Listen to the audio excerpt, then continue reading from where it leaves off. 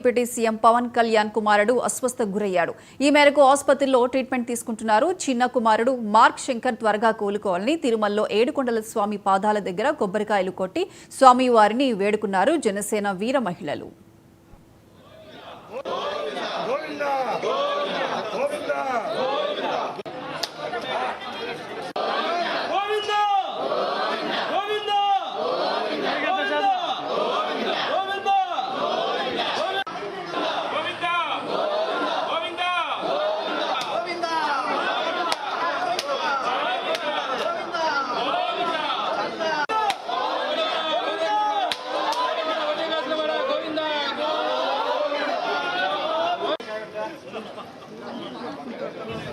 ఎవరి పేరు చెప్తే కోట్లాది మంది అభిమానులు ప్రజలు పులకరించిపోతారో అలాంటి మా నాయకుడు జనసేన పార్టీ అధ్యక్షులు పవన్ కళ్యాణ్ గారి కుమారుడు శంకర్ గారు సింగపూర్లో కాలేజీలో స్కూల్లో చదువుతూ అగ్ని ప్రమాదం జరిగింది.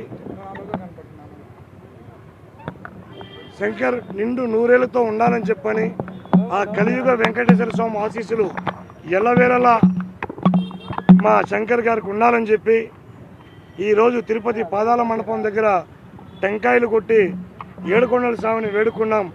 దేవుడా, మా అధ్యక్షులైన కుమారుణ్ణి క్షేమంగా చూడు, ఏ ఆపద లేకుండా చూడు, నిండు నూరేళ్లు బతకాలి, కోట్లాది మంది అభిమానులకి వాళ్ళు ఒక బాసటగా నిలబడాలి. పవన్ కళ్యాణ్ గారికి ప్రజలకి ఏమన్నా జరిగితేనే తట్టుకోలేరు. అటువంటి ఆయన ఈరోజు ఆయన కుమారుడికి ఇలాంటి అగ్ని ప్రమాదం జరగడం చాలా బాధాకరంగా ఉంది. వెంకటేశ్వర స్వామి ఆశీస్సులతో అతను నిండు నూరేళ్ళు ఉండాలి, వాళ్ళ కుటుంబం అంతా బాగుండాలని చెప్పి ఈరోజు కోరుకోవడం జరిగింది.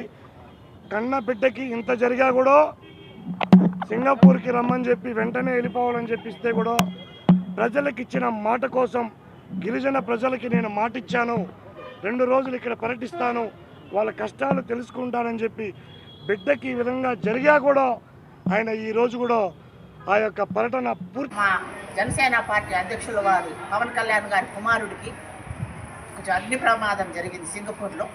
బిడ్డకి కొంచెం కాళ్ళు చేయాలి, కాలి కొంచెం ఊపిరితిత్తులో పగిపోయింది.